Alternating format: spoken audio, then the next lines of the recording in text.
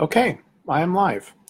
My name is Jason McChristian, and I am a composer, and this is my fourth composing video where I share with you some of the music that I've written and some of the choices I made when creating it. Today we're going to talk about what is the third movement of a suite called FRAZETTA Suite, which is 4 movements each movement is based on a painting by the artist Frank Frazetta. And this particular movement is titled Leaping Lizards. So it's the music is sort of depicting what the painting is showing. In the painting, I'll let you go ahead and look it up yourself, but it is essentially a scene on a moon or a planet where we have a hero and a heroine, and they are backed into the corner, if you will, of the painting as they're being pursued by what looks like a horde of lizard men. In the distance, there's a UFO, seems to be parked, and I'm not quite certain who landed on that UFO, if our heroes were there first, or if the lizards were first, and then the heroes showed up on the craft. But at any rate, our heroes are definitely backed into the corner, and they don't seem to be getting out of this situation, despite the main hero wielding a laser gun of some sort. It's kind of a comical painting. It's fun. It's a little dire for our heroes again, but it's a fun painting. The lizard men are flailing their arms as if they're ape-like. And they're also they have these interesting smiles on their faces as they pursue our heroes. So it's a fun painting, and for me, when I look at it, I think of the monster movies like Them, and it came from outer space. These sort of campy movies from the 1950s. You often see them made fun of in shows like MSTK 3000 or MST3K, and so it was something that I wanted to sort of write music in that style, and I also, the comedy of the artwork to me suggested some devious jazzy themes. So I'll go through this work bit by bit and show you where I decided to introduce both the monster theme and the devious jazzy theme. And we also have a little bit of a fanfare for our heroes, but it's well hidden and certainly doesn't end well for them. So let's start at the top of the score here. Again, this is for Symphonic Band. And we're dealing with a pretty standard complement of instruments: piccolo, 2 flutes, 2 oboes, 3 clarinets, bass clarinet. When I say 3 clarinets, I mean, of course, like 9 clarinets broken into sections of 3. We have the bass clarinet, 2 bassoon parts. Ideally, we're looking at 2 bassoon players, at least. Tenor saxophone, bari sax, a set of trumpets broken into 3 parts, 1, 2, and 3, 4 horns, 2 trombones, bass trombone. Euphoniums are in 1 and 2, tuba, timpani, and then 4 percussionists, which are each playing, roughly 4 plus instruments in this particular movement. All right, so at the top, at the very beginning of the score, I've marked terrifying, and in the style of a 1950s monster movie, to give the conductor and the players sort of the proper effect that I'm looking for. And I decided I was thinking back to that sort of typical fanfare where, if somebody makes a joke to somebody else and it's a little bit mean, you might go dun dun dun, or it's a little scary, right? And so I sort of channeled this idea and basically created my version of it. And so as you can see here in the horn, these are all unisons and octaves in the brass We go down a perfect fourth and then jump right up to a major seventh. From that major seventh, descend down a perfect fourth, and then straight back up another major seventh. And this sort of always keeps us, harmonically speaking, on our toes. So really, we're well established here in B flat with 2 notes, and then this E, we immediately make E now our tonic, if you will. So it's sort of 1, 5, and I'm saying B flat, I'm talking about in the horns, but really transposed to E flat. But yeah, in this case, B flat to F, and then E, which is a tritone away, of course, from the B flat. And now that's tonic, if you will, is established, and then returning back to the B flat. So this, I knew that this would create the sort of tension that I was looking for, and also having the notes very angular, sort of jump down and then back up, creates this sort of effect. And let me go ahead and play this for you and get an idea of what I was looking for.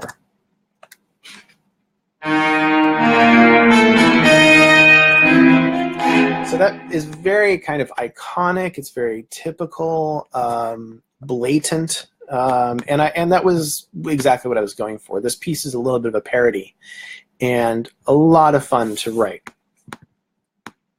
All right, so I decided then to, of course, to add timpani to that, and also give the top 3 percussionists an opportunity to crash something on that final note.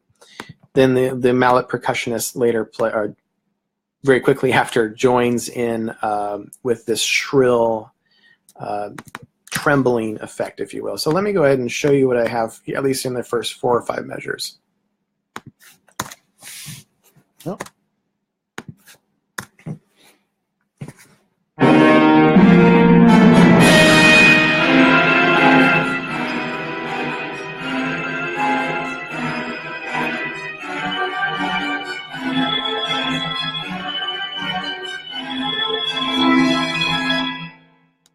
We end here with a fermata. Okay, so very reminiscent of terrified characters and scary monsters. This section in particular I did discuss on my 3rd video, and I discussed specifically how I decided to lay out the horns and the trumpets and balance their parts. But I'll quickly go over it here. So this series, this augmented triad, this augmented arpeggio, is what I decided to use to create this sort of terrifying music. And as you can see here, it's distributed among the brass, the high brass. Along with that, I decided to use a very chromatic line in the piccolo, flute, and oboes.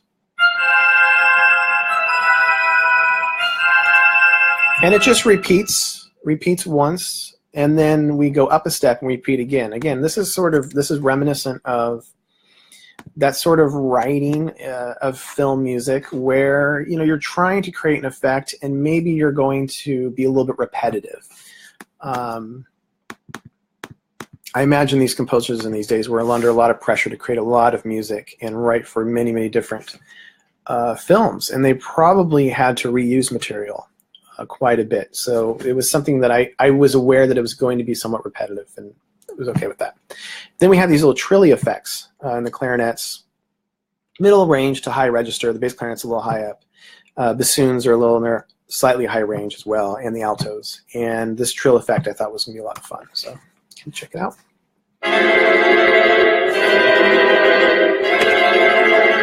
Okay. And then beneath, we really have these trombones who are doing these quick slides at each note, along with the euphoniums and tubas, and tenors and tenor bass.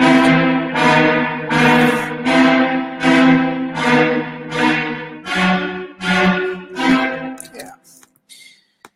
And then again, with the trill and the xylophone. Okay, so then we get over to here to the fermata, very dramatic, and the music stops. There's a nice caesura here. We don't really know what's going to happen next, and this is where I introduce our second musical idea, which is a sort of comical, jazzy theme. Let's see here.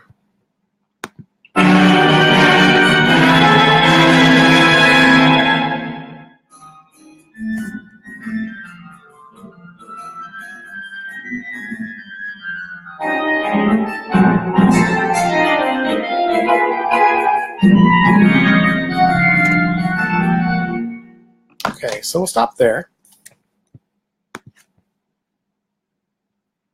And let's talk a little bit about what's going on here.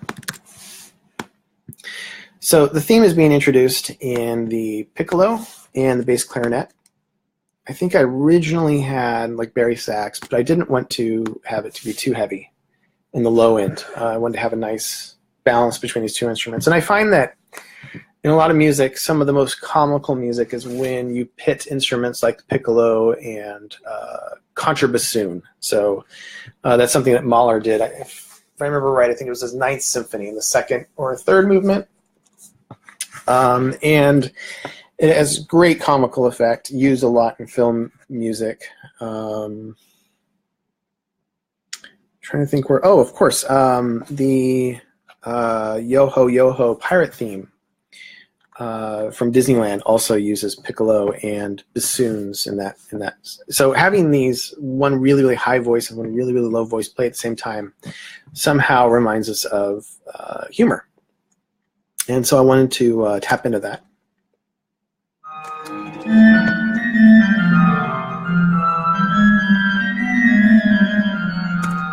Okay, in the background here we have the brass, the saxes, and percussion playing this background material, and I'll just show you what we're doing here. We have these little chords, and in this case the horns are stopped, trumpets are muted, trombones are not muted. And with each of these groups, I decided to pick a particular instrument to join them. So with the horns, we have the tambourine. With the trombones and tuba, we have the timpani. Trumpets are with the claves. Xylophone is with the saxes, and the repeats again. So we'll just get a chance to hear this.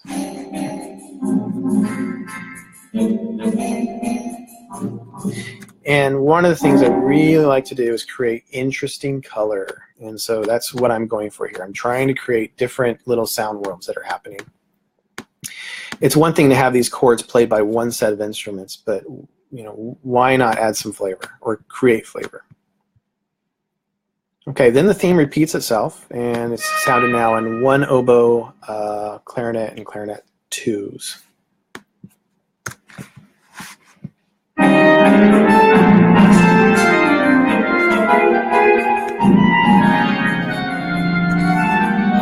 you can see here the flutes add in. Again, I'm trying to create interest by changing the colors.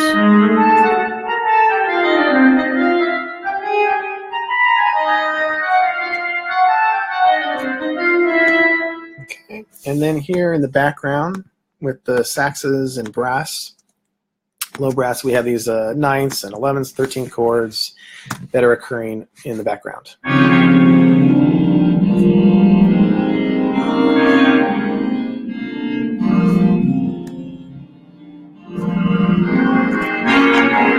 It was a lot of fun to write. Initially, I just wrote one phrase of this. Then I liked it so much, I said, let me just do another phrase of it, even if I just do half of it. And so it worked out really nicely, and then the tail end of that dissension is actually changes into something else, which leads us into a slightly different version of that theme presented in the horns. Very slight. Let's talk about the horns for a moment here. So I'll play into it and let you hear what it's like.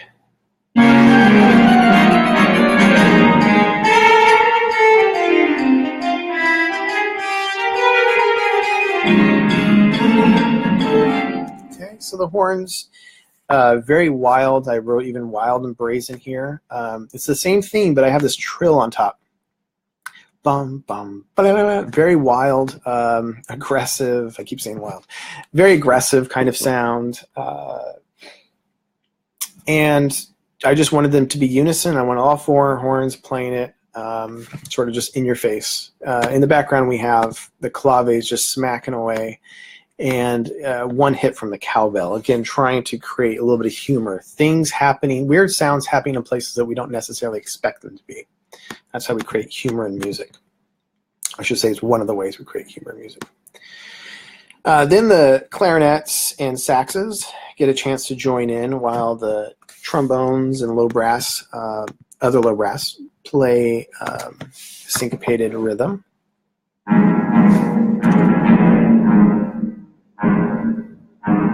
And this is swung. Okay, so let's continue on with the music here. You get a chance to hear it.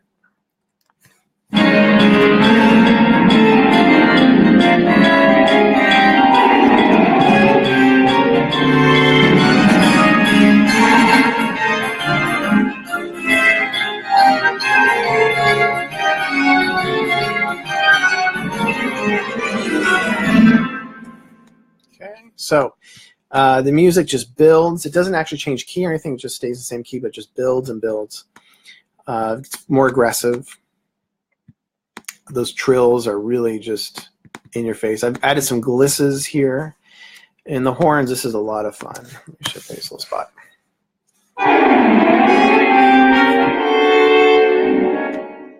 Okay, fun little dominant 7 chord there.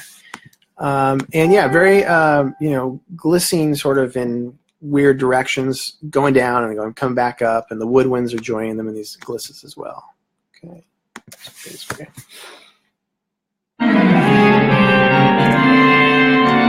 Appreciate the playback in Sibelius. And by the way, I'm working with Sibelius 2018, the latest version. My favorite program. I've been using it for 15 plus years now. Okay, everything's pretty straightforward. Percussion are assisting. Here, this is kind of a little bit of a hero theme I decided to tack on the end. Let me play it for you again.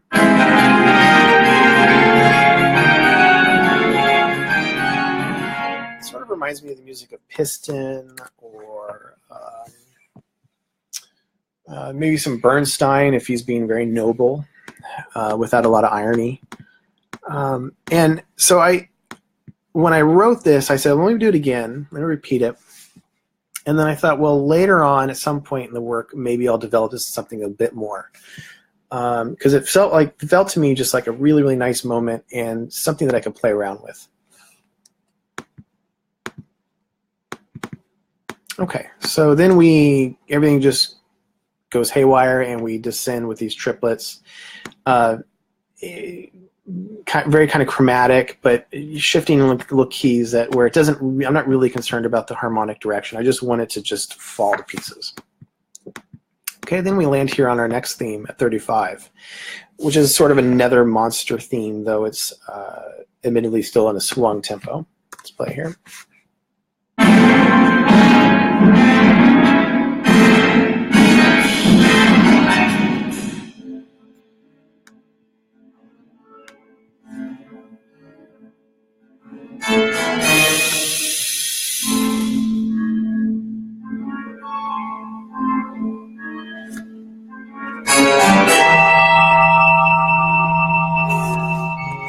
Okay, so this middle section is where we get to I get to change harmonies a little bit, or change our keys, if you will. Not change the key signatures. In this particular piece, I didn't want to use key signatures. It wasn't going to fit in any nice major or minor scale, so it didn't seem appropriate at the time. Okay, so basically we have this D dot, D dot, D da da da repeated twice. The trumpets join in the second one to make it more dramatic. The percussion also join in as well. And the trombones are now doing these little jabs, bop, bop, just in the background, while the saxes get the theme. And they're kind of lower in their range for the most part. And I knew that by being that lower range, I was going to get a bit of a brassier, edgier kind of sound, even at a lower dynamic, like mezzo piano and piano. So what I'm looking for here is I'm going to change I'm going to repeat the theme, but again, I'm always thinking about color, and I'm always thinking about keeping it interesting. Even if I did it, let's say 10, 20 times, you could still keep it interesting. Something that we learned from Ravel with Bolero. You could write a really great, 10 plus composition with the same thing, just mix it up, and it's still interesting enough. So the saxes have the theme here, and it's the only thing that's really going on. The bari sax is just holding one note, but again, it's adding that brassiness to the instruments. Okay, and then we're interrupted by the brass here, and they're all muted. So again, I'm still going with this sort of brassy effect. The brassiness to me depicts the snarling and the nastiness of the reptiles. Though I don't think lizards actually make a snarling sound, but we certainly associate that with reptiles for some interesting reason. I wonder if it has to do with the rattlesnake or something like that, or the hissing of animals. But at any rate, I bought into that trope and wanted to work with it. So I'll play here for a second. Okay, again, this is our monster theme.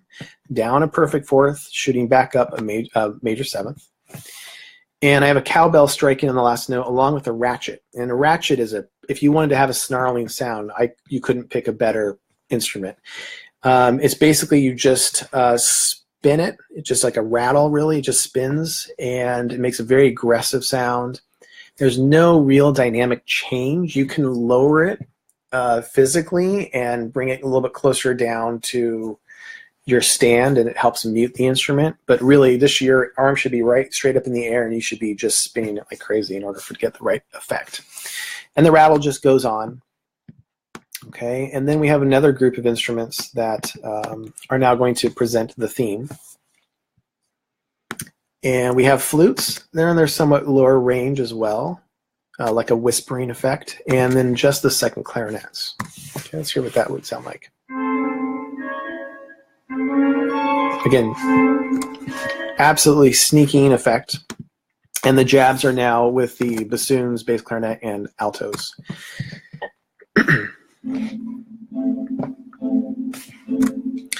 If I were writing this as an orchestral piece for the symphony orchestra, I would definitely give this to horns and probably pizzicato, violas, and cellos. But because I have saxophones in the wind ensemble and the symphonic band, I like to think about using those instruments in place of the horns.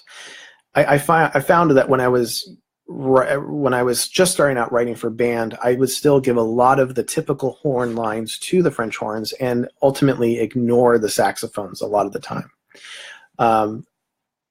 And so it was something that I made a real effort to change, that when it feels appropriate for horns, consider the saxophones as well. And now I'm at the point where I'll go straight to the saxes and then reconsider if I want it to be back in the horns. So as a composer, as you get more experience, you start to notice a lot of the flaws that you have, and you have to work really hard to sort of re-establish that intuition, sort of change your intuition. When I was starting out composing, I was writing a lot for orchestra, and I was saying a lot of orchestral scores, and so that was where my mind was. And now I can think more about the symphonic band in its own right. Okay, so we get the statement once again from the brass. The monster theme are still muted. Let's hear how that goes. Yeah. So now it's shifted. Okay. And now we get solely from three instruments. One player from the clarinet, the piccolo, and the bari sax. Again, I'm going with that really high range, really low range, and I also wanted one middle instrument. I know to the conductors that work with this, the clarinet will need to be assured to come out quite a bit. It is the one timbre that could get lost between these two. Okay, so let's hear this line. This line, again, is of course going to be contrasted against the devious jazzy theme. And let's hear how it goes. So a long note helps distinguish it.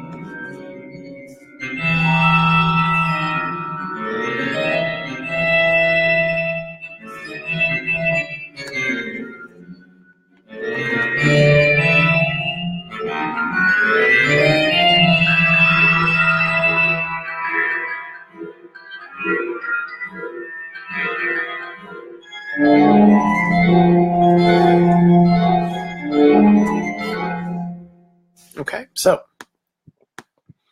now After that theme, then the oboes get the devious theme, and they're in their lower range. Again, that sort of snarky kind of sound, a little bit of an edge to it as well, almost like a honking kind of sound. Again, adding to the comical effect. And 2 octaves higher, doubling, is the xylophone. So again, going for comedy here. Or maybe comedy is not the right word, just sort of, or coloristic silliness, if you will. The jabs are still in the bass clarinet, bassoons, altos, and now the tenors have joined in. Okay. And late in the game, actually, I had written all of this, and I would consider it ready. But for some reason, as I kept listening to the background, something else was present. Let me play it as it was originally.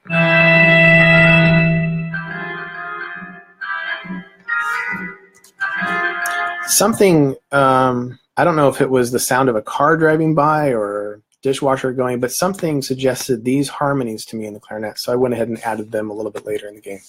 This happens a lot. The real world sort of creeps in your music, and you hear a tone, and it's maybe not one that you originally imagined, but you're now influenced by it. And so this is one of those instances, those sort of happy coincidences where outside noise makes the music better and more interesting.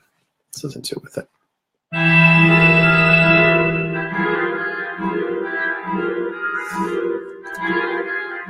Again, adding to the eeriness of this. Okay. In the trombones, we're muted. Again, that snarling, brassy effect. And they're playing the monster theme. Okay, it comes in and out with the dynamics here. And then the horns and everything gets shifted up a half step. And the horns get it, right? So we're moving to something. Let's listen to the whole section now as we move along.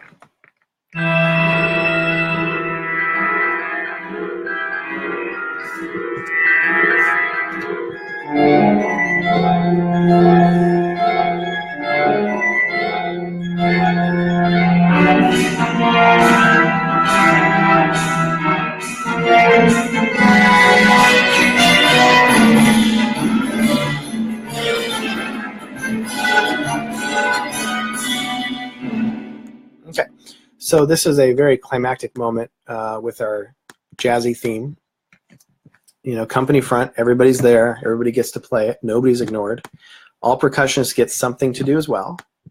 Very important to me when I have these sections of 2D to not just let one percussionist sit by, and even if I didn't imagine that, you know, any more instruments adding to the color, I will kind of force a part on them to give them something to do. I can't stand working with an ensemble and one player's sitting there and could add to the sound, could really add something special to the sound, and just was just ignored by the composer or arranger for some reason. In particular, I wanted to talk about the xylophone part. Writing for xylophone glisses like this totally seemed appropriate, adding again to the humor of the sound, these sort of glisses that we have in the horns and the trombones. The xylophone, when you do a gliss, it's either going to be on the white keys or the black keys. And so you have to understand that you're not going to be able to write you know, particular scales or modes with these unless you have individual strikes. But as a pure gliss, it's just not going to work. So I understood that that's the nature of the gliss, is to just make noise, really. And originally it was, this was compact, so the D was down an octave, and it was within this perfect fourth. And so I imagined the xylophone in front of me, and I'm the player, and I know kind of the size of the bars. And going from this A to D was just not going to be loud. It was not going to be dramatic. It was going to go do, do, do, do, and then play the note, right? So I knew I was going to have to expand at least an octave, so I go an octave and a fourth here. The starting pitch you cannot be particular with, because the player may not strike the A. They may actually set their mallet on the bar and then begin to rip, and you may actually never even hear the A. Okay.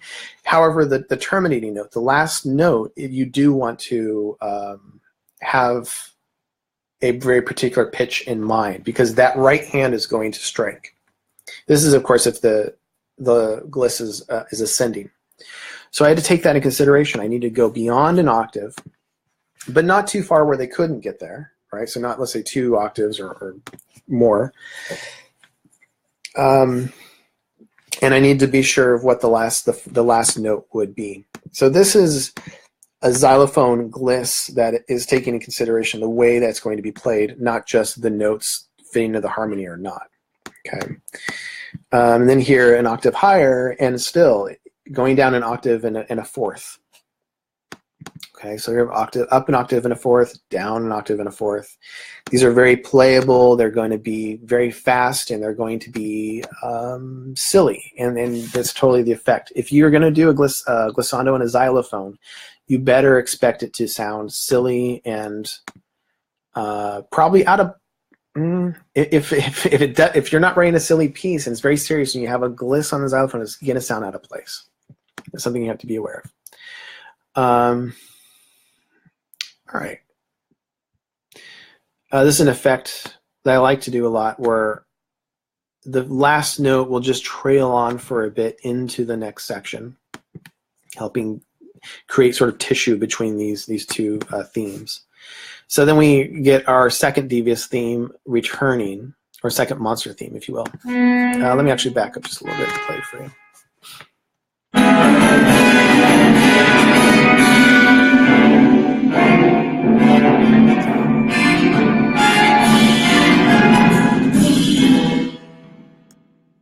So before, originally, I believe I had just the horns and maybe euphoniums playing the theme. Now I've added the saxes and the low winds, and even made sure that they understand their double forte, reminding them of double forte in this case.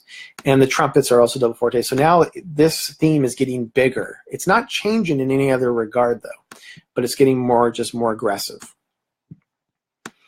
This transition into this section was very intuitive for me. It wasn't even a question as to what I was going to do next. I, for some reason, just felt that it was going to land on this E, and we're going to have very dissonant music. And it's really the monster theme broken up and varied somewhat, but made more aggressive. And everything slowed down and straight eighths, as you can see written in. Very much like something that might come out of, say, the Rite of Spring by Stravinsky. Okay, so let's listen to it here in the variation of the theme.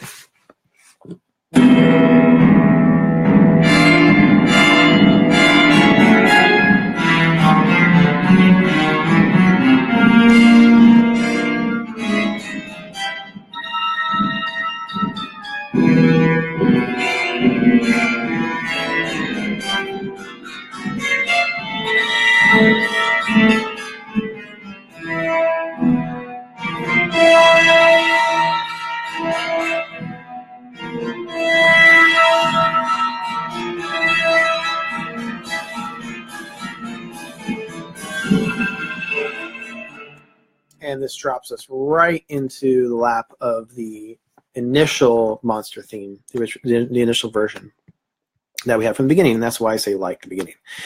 A couple of differences, because again, I wanted to build even bigger. I wanted to be louder, really. I wrote even here dramatic, along with the double forte. So now the clarinets get the trumpet line. We have this descending line in the horns and the altos. Very menacing sort of arpeggios or theme, if you will, here in the low brass and low saxes. Let me go and bassoons and bass clarinet. Let me play that for you. Very typical.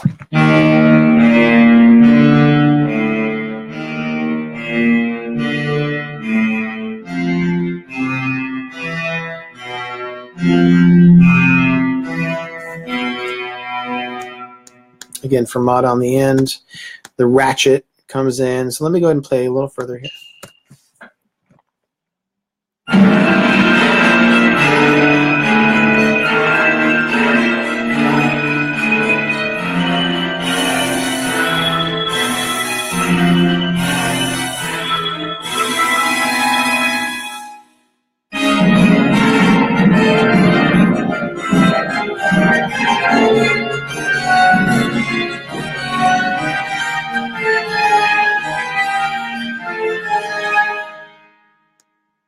Okay, so then we take this theme that I knew I would do something with later on. When I compose, I'm very much composing from the beginning and go all the way to the end. I don't sort of do it in chunks.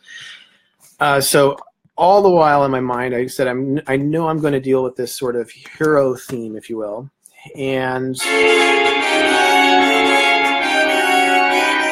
decided to slow it down. I take it up a step. It gets more dramatic. And it doesn't really resolve nicely. This piece, as you'll see here in a little bit, ends very devastated. And so I want to take this hero theme as if our heroes are there, and then all of a sudden they're not there. Okay, so the lizard men, if you will, have won. We go through the swing tempo once more at its sort of highest point. Very, very terrifying. It's still kind of, but still comical, right? This is not really scary music. It's kind of using the ideas of scary music and infusing it with a little bit of humor. Okay, the trombones, these little fast glisses right on the end of the eighth notes. That was a lot of fun to write. Let me show you what I was going for here a little bit.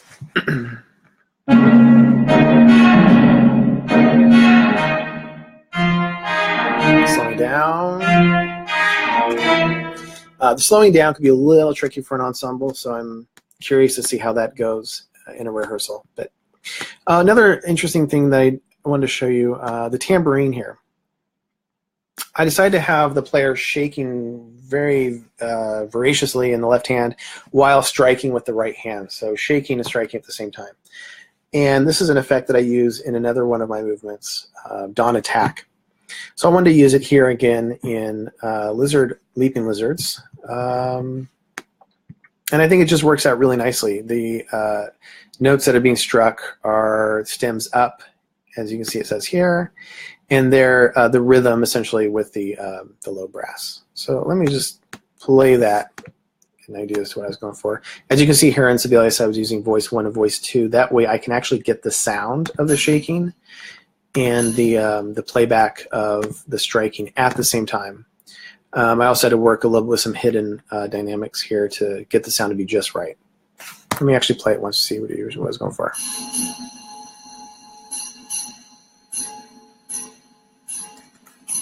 Okay, so play that with the low brass.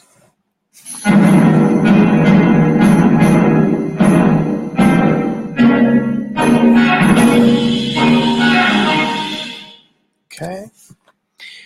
And the percussion are in a very supportive role here. Oh, that should not be marked crash. Oh, no, excuse me. That is a crash cymbal in the drum set. And then tam-tam down here, yeah. Okay, so let's see how this ends. And I want you to, as we hear this descending in the entire ensemble, if you're familiar with Pacific 231 by Arthur Honegger, very influential work for me. I absolutely loved it. That was what I was thinking of when I was creating this ending. I knew I wanted to just die away and get meaner and meaner and just snarling all the way to the end, as if the lizard face is right up in the grill of the hero, and you know, nothing good's going to come from this.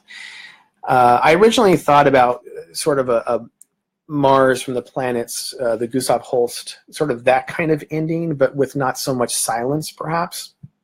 So you might hear a little bit of that as well. Okay, so I'll back up here, and I want you to see how this hero theme turns into a devastated, terrifying theme. Which, by the way, these da-da, 16th note, 8th notes. Let me go all the way back to the top of the score. Come from this idea.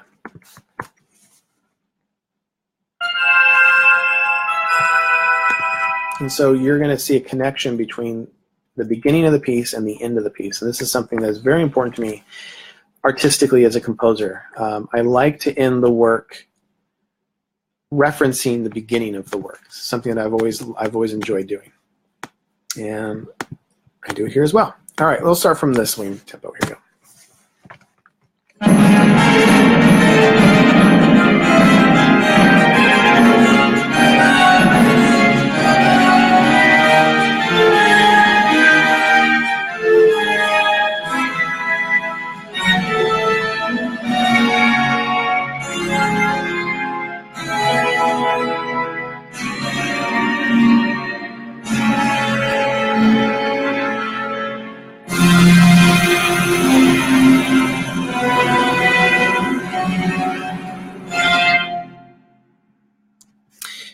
And of course, we end with the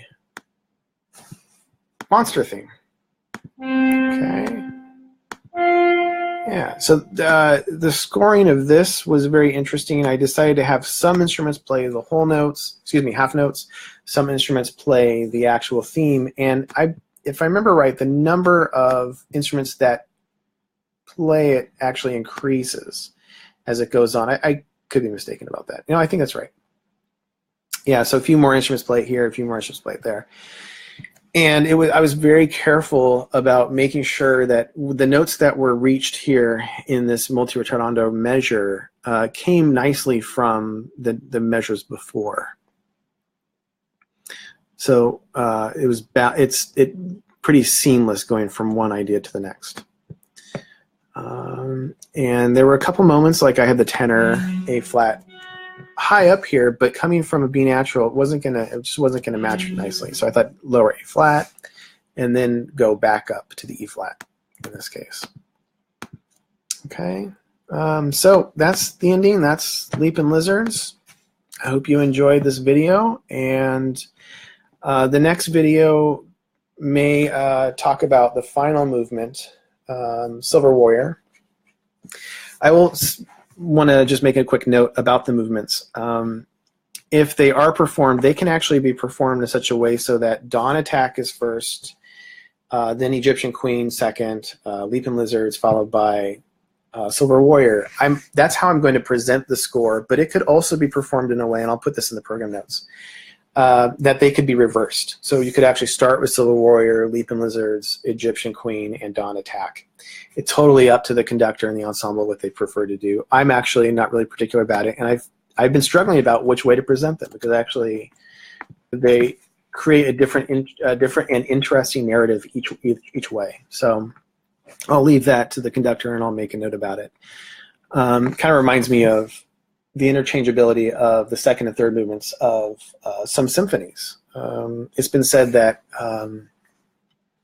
you look at like the Ninth Symphony of Beethoven, there were times where the second and third movements were interchanged. I think that also Mahler allowed occasionally for the second and third movements to be interchangeable in terms of performance. So that was something I thought was interesting and works well with this suite as well. Dawn Attack and Egyptian Queen are available as individual movements at JWPepper and Score Exchange. If they're not there now, they'll be up within the next couple of days. Leaping Lizards should be there by next weekend. Parts are almost done, and then I'll be starting on Silver Warrior, making those parts and making videos for you. Okay, I hope you enjoyed, and that's it. Thank you very much.